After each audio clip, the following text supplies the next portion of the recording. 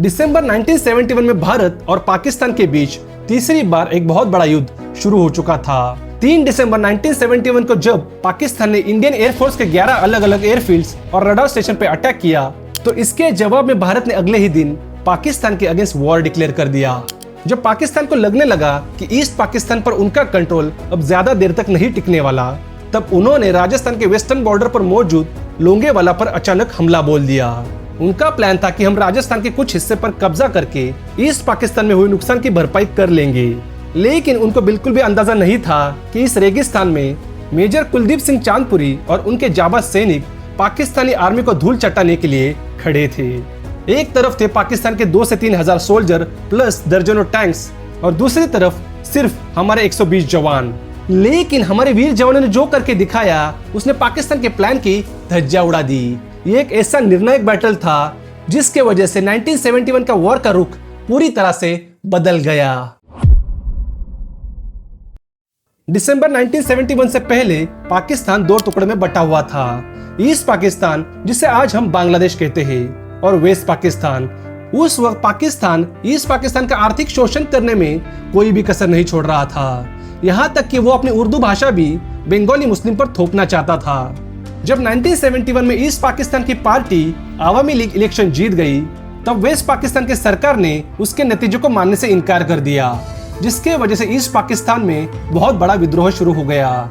इसके जवाब में पाकिस्तान आर्मी ने ईस्ट पाकिस्तान में अपने ही लोगों पर भयानक हमले और अत्याचार शुरू कर दिए, जिसमें लाखों लोग मारे गए। यहाँ तक कि पाकिस्तान की मिलिट्री ने ईस्ट पाकिस्तान में 2 से 4 लाख महिलाओं का रेप किया। ये अत्याचार इतने भयानक थे कि उससे बचने के लिए लगभग 1 करोड़ बांग्लादेशी भारत भाग आए। इस सिविल वॉर में मुक्ति बाहिनी मतलब बांग्लादेश फ्रीडम फाइटर्स को भारत ट्रेनिंग और हथियार देने में मदद कर रहा था। ये सिविल वॉर इतना घमासान था कि पाकिस्तान को लगने लगा कि ईस्ट पाकिस्तान अब उनके हाथ से छूटने वाला है।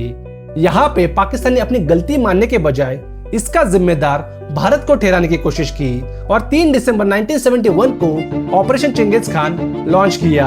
इस ऑपरेशन में उन्होंने भारत के राजस्थान, पंजाब, हरियाणा, उत्तर प्रदेश, जम्मू और कश्मीर के 11 अलग अलग एयरफील्ड्स पर बॉम्ब गिराए।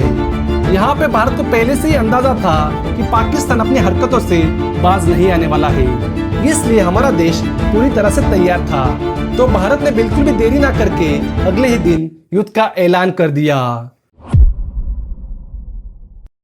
ईस्ट पाकिस्तान हारने के डर से पाकिस्तान ने सोचा कि हमें भारत के कुछ हिस्से पे कब्जा कर लेना होगा ताकि वॉर खत्म होने के बाद नेगोशिएशन में उसका फायदा मिल सके। और इसी स्ट्रैटेजी के तहत पाकिस्तान ने राजस्थान के लोंगेवाला को निशाना बनाया। उनको पता था कि लोंगेवाला एक क्रूशियल पोस्ट है जो सादेवाला और रामगढ़ को कनेक्ट करने वाला एक जंक्शन है।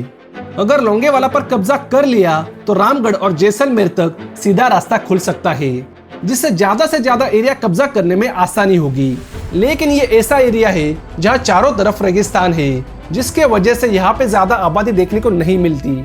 उस वक्त इस बॉर्डर को रिप्रेजेंट करने के लिए कोई भी बार्ड वायर फेंसिंग नहीं थी, बस एक सिंगल वायर लगाई गई थी जो बीएसएफ के ऊँटों को रोकने के लिए थी। ये जगह यूजुअली बीएसएफ के अंडर होती है, लेकिन युद्ध के दौरान यहाँ पे इंडियन आर्मी को भी तैनात किया जाता है और इसी वजह से यहाँ पे मेजर कुलदीप सिंह चांदपुरी और उनकी पंजाब रेजिमेंट की 23rd बटालियन मौजूद थी। 4 दिसंबर 1971 की रात सुनसान रेगिस्तान में स्थित लोंगेवाला पोस्ट पर सब कुछ शांत था। रात होने के बाद कैप्टन धर्मवीर हमेशा की तरह अपने जवानों के साथ बॉर्डर पे पेट्रोलिंग के लिए गए थे। पेट्रोलिंग करते वक्त उन्हें अचानक से अजीब सी आवाजें सुनाई देने लगी, जैसे कि बहुत सारी गाड़ियां पास आ रही हो। फिर धीरे धीरे उनको यह समझ आ गया कि पाकिस्तानी टैंक्स और आर्मर्ड व्हीकल्स की एक लंबी कॉन्वॉय लोंगेवाला की तरफ बढ़ रही है। तो उन्होंने बिना वक्त गवाए इसकी खबर मेजर चांदपुरी को दे दी। मेजर चांदपुरी ये जानते थे कि सिर्फ 120 जवानों के साथ लोंगेवाला पोस्ट डिफेंड नहीं किया जा सकता, तो इसके वजह से उन्होंने तुरंत ही बटालियन हेडक्वार्टर्स को कॉल किया और रीएनफोर्समेंट की मदद मांगी। लेकिन बदकिस्मती से इतने शॉर्ट नोटिस पर मिलिट्री सपोर्ट भेजना मुमकिन नहीं था।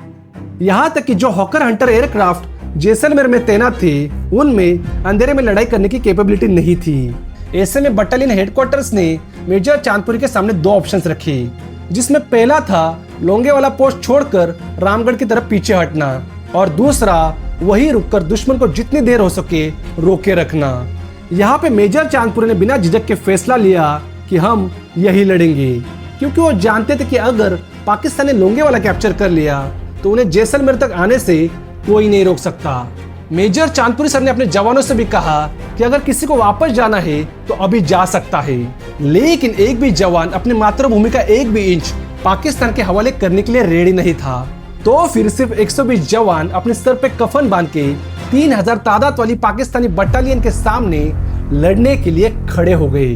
अगर हम आर्मरी का भी कंपैरिजन करें तो हमारे पास 2 medium machine guns, 2 L-16 मोर्टार्स, 4 anti tank rocket launchers और 2 M40 आरसीएल गन्स थी। वही पाकिस्तान के पास 2 पूरी इन्फेंट्री, 40 टैंक्स, 1 पूरी फील्ड रेजिमेंट और आर्टिलरी बैटरीज थी। मतलब भारत के पास पाकिस्तान के कंपैरिजन में बहुत ही कम वेपन्स थे, लेकिन हमारे जवानों का जज्बा पाकिस्तानी सैनिकों से 1000 गुना ज्यादा था। रात के करीब 12:30 को पाकिस्तानी सेना ने अपना हमला शुरू कर दिया। जैसे ही उनके टैंक्स और आर्मर्ड व्हीकल्स लोंगेवाला पोस्ट के पास पहुंची, पाकिस्तान ने बॉर्डर के उस पार से मीडियम आर्टिलरी से भारी गोलीबारी शुरू कर दी। ये गोलीबारी इतनी ज्यादा थी कि इसमें बीएसएफ के 5 ऊँट मारे गए। इसके कुछ देर बाद ही पाकिस्तान के 45 टैंक्स लोंगेवाला पोस्ट के सामने पहुंच गए। इंडियन सोल्जर के पास पहले से ही प्रॉपर माइनफील्ड बिछाने का समय नहीं था, इसलिए उन्होंने दुश्मन के आगे बढ़ते ही जल्दी में एंटी टैंक्स माइन बिछा दी और इसी दौरान पहला भारतीय जवान शहीद हो गया।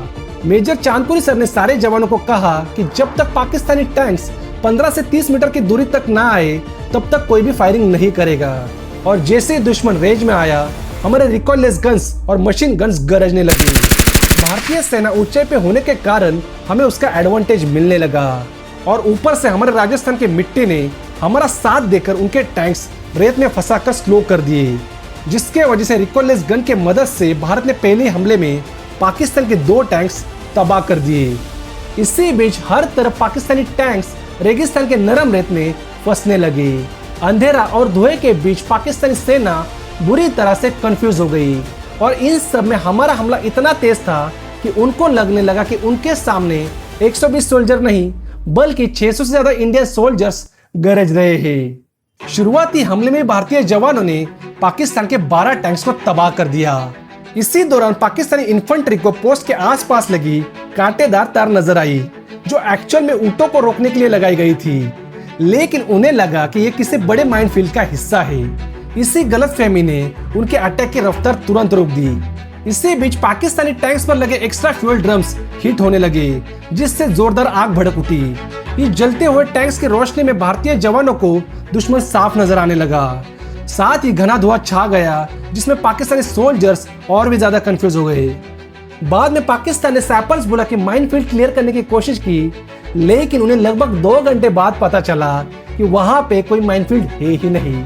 सुबह होने से पहले पाकिस्तानी आर्मी दूसरी डायरेक्शन से पोस्ट को घेरने की कोशिश करने लगी, लेकिन जैसे उनके टैंक्स और आर्मर्ड व्हीकल्स सड़क छोड़कर रेगिस्तान में उतरे, कई गाड़ियां वहीं पे फंस गई। इस पूरी रात में मेजर चांदपुरी लगातार आर्टिलरी फायर को डायरेक्ट करते रहे और अपने जवानों का हौसला बढ़ाते रहे। इस युद्ध में मेजर चांदपुरी सर ने अपने सारे जवान और वेपन्स का इफेक्टिव इस्तेमाल करके पाकिस्तानी इन्फेंट्री को रोके रखा। पाकिस्तान के हर एक नाकाम हमले के साथ हमारे जवानों का हौसला लगातार बढ़ते गया। उन्हें अब विश्वास हो गया था कि अगर वो अपने पोजीशन पर डटे रहे तो पाकिस्तान इस पोस्ट को कभी कैप्चर नहीं कर पाएगा। और दूसरी तरफ पाकिस्तानी कमांडर्स की बेचैनी और फ्रस्ट्रेशन लगातार बढ़ते गया। यह घमासान युद्ध चलते चलते अगले दिन का सूरज उगने लगा। सूरज की रोशनी पड़ते ही हवा में से आग के गोले पाकिस्तानी सेना पर बरसने लगे, क्योंकि अब इंडियन एयरफोर्स आ चुकी थी। इंडियन एयरफोर्स आते ही उन्होंने हर एक पाकिस्तानी टैंक को अपना निशाना बनाया और उस पे मिसाइल छोड़ने लगे। दोपहर होते होते पाकिस्तान के 36 टैंक्स अब तबाह हो चुके थे। पाकिस्तानी आर्मी को समझ आ गया था कि अब हमारी बैंड बच चुकी है, तो वो वहां से दुम दबा के भाग गए। और इसी के साथ भारत ने बैटल ऑफ लोंगेवाला में एक ऐतिहासिक जीत हासिल की, जो आज भी साहस, रणनीति और देशभक्ति का प्रतीक मानी जाती है। तो आई थिंक आज के लिए इतना ही। अगर आपको ऐसी वीडियो देखना पसंद है तो प्लीज लाइक, शेयर और सब्सक्राइब। मिलते हैं अगले वीडियो में, तब तक के लिए जय हिंद,